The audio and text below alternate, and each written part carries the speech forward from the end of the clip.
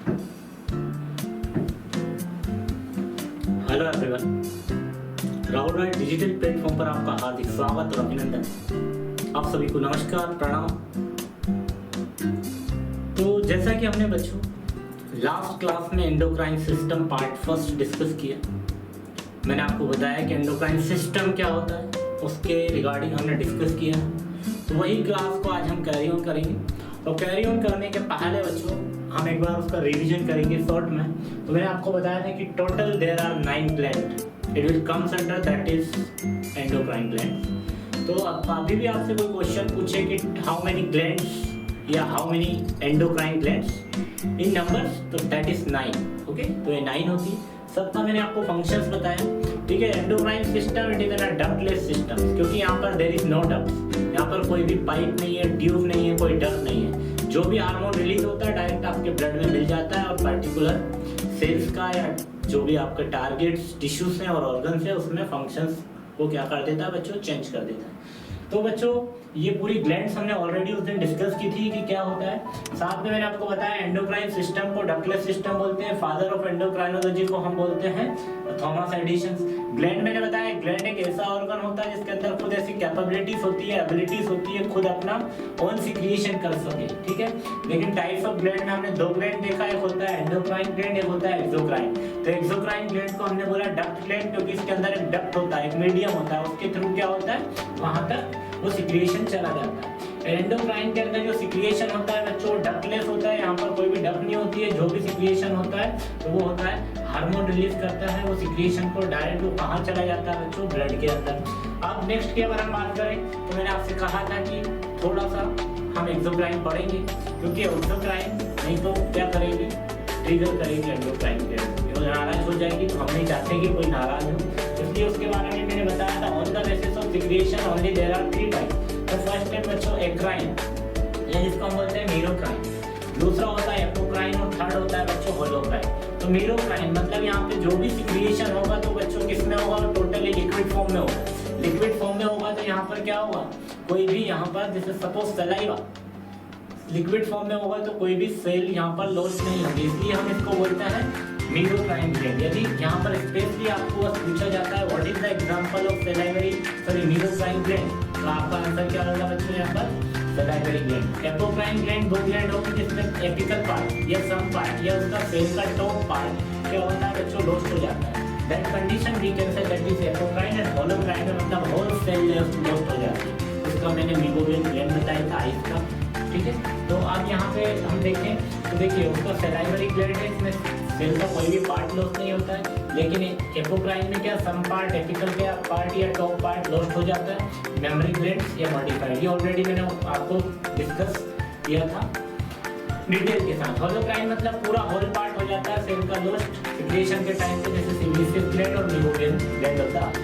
आज बच्चों हम जब बात करें तो पहले हम बात करेंगे एंडोक्राइन सिस्टम को स्टार्ट करने के पहले कि उसके फंक्शंस क्या होंगे। तो मैं आपको बता दूं फर्स्ट फंक्शन बच्चों यहाँ पे लिखा है कि ये जो फर्स्ट फंक्शन होगा बच्चों वो होगा मेंटेनेंस। किसका मेंटेनेंस, जो आपके वाइटल फंक्शंस होगा उसका और उनको रेगुलेट करने का काम करेगा। तो फर्स्ट फंक्शन बेटा मेरे बच्चों ये क्या होगा, maintenance and the regulation of the vital function. अब सपोज वाइटल फंक्शन की अगर हम बात करें बच्चों तो जो हमारी बॉडी के अंदर vital organ like heart, lungs, brain, ये सब क्या these are the vital organ. Vital means important organ. जब भी आप यहाँ पर जैसे वाइटल साइंस भी लेते हो तो वाइटल साइंस में भी आप क्या करते हैं, यहाँ पर टीपीआर एंड बीपी।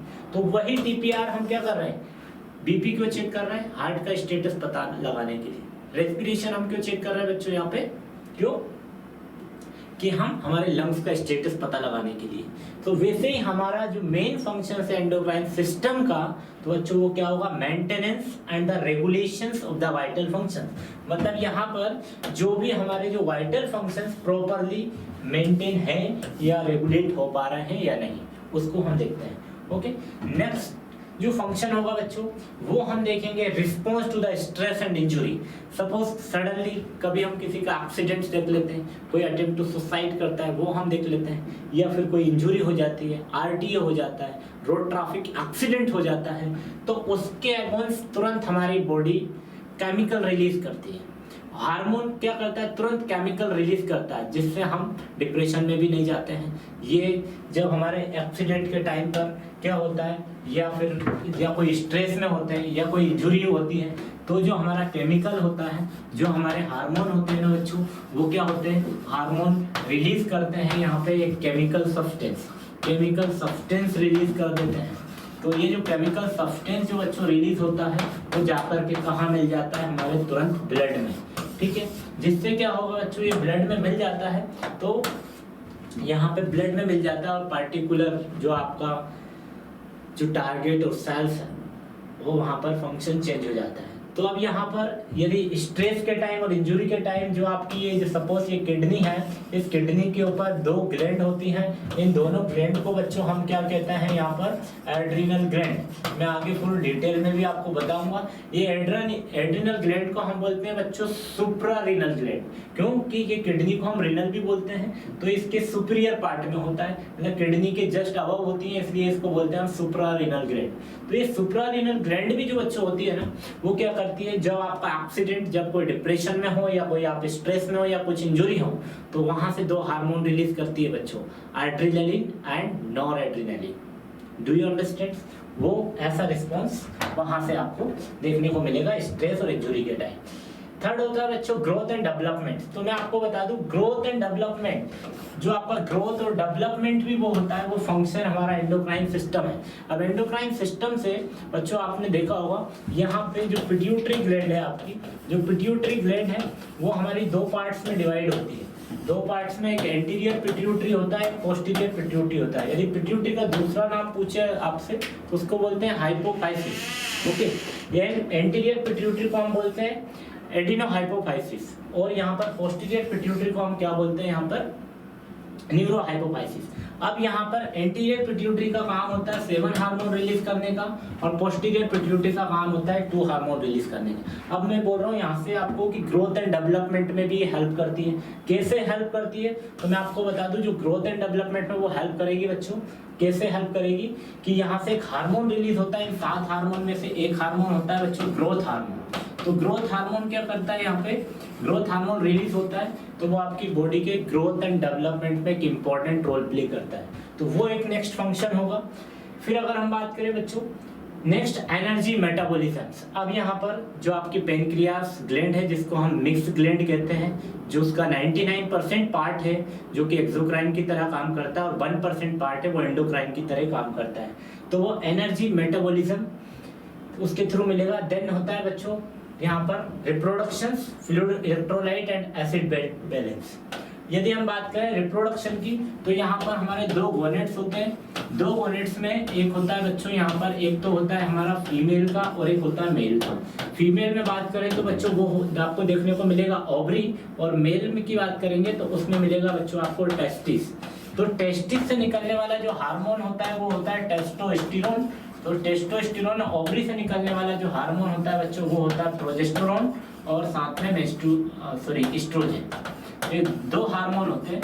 अब ये क्या करते हैं, यहाँ पर रिप्रोडक्शन का किस प्रकार से हेल्प करते हैं, तो मैं आपको बता दूं, टेस्टोस्टेरोन, टेस्टिस का काम होता है स्पर्म बनाने का, या टेस्टोस्टेरोन का काम होता है स्पर्म बनाने का बच्चों। तो ये स्पर्म क्या कराता है, ओवरी में जाकर के ओवम से एड हो जाता है। जब दोनों आपस में मिलते हैं, that condition we can say fertilisation. Fertilisation के बाद में जाइगोट बनता है। तो जाइगोट बनने के बाद में क्या होता है, साथ में फिर वो एम्ब्रॉय बन जाता है, देन फिर वो फीटस का रूप ले लेता है। तो ऐसे क्या हो जाता है, ये रिप्रोडक्शन का भी काम करता है। नेक्स्ट क्या है हमारा फ्लूइड, इलेक्ट्रोलाइट और एसिड बेस बैलेंस। जितनी भी हमारी जो एंडोक्राइन सिस्टम है उसके अंदर कुछ ऐसी पार्टिकुलर ग्लैंड्स हैं जो हमारी बॉडी के अंदर फ्लूइड को रेगुलेट करने का काम करती हैं, और जो हमारी बॉडी के अंदर जो इलेक्ट्रोलाइट्स हैं उनको भी काम करने, उनको भी मेंटेन करने का या बैलेंस में बनाए रखने का काम करती है। सो बच्चों नेक्स्ट क्लास में हम कैरी ऑन करेंगे एंडोक्राइन सिस्टम। तब तक आप यही वीडियो देखिएगा। मिलते हैं नेक्स्ट क्लास में जल्दी। तब तक के लिए नमस्कार। जय हिंद, जय भारत।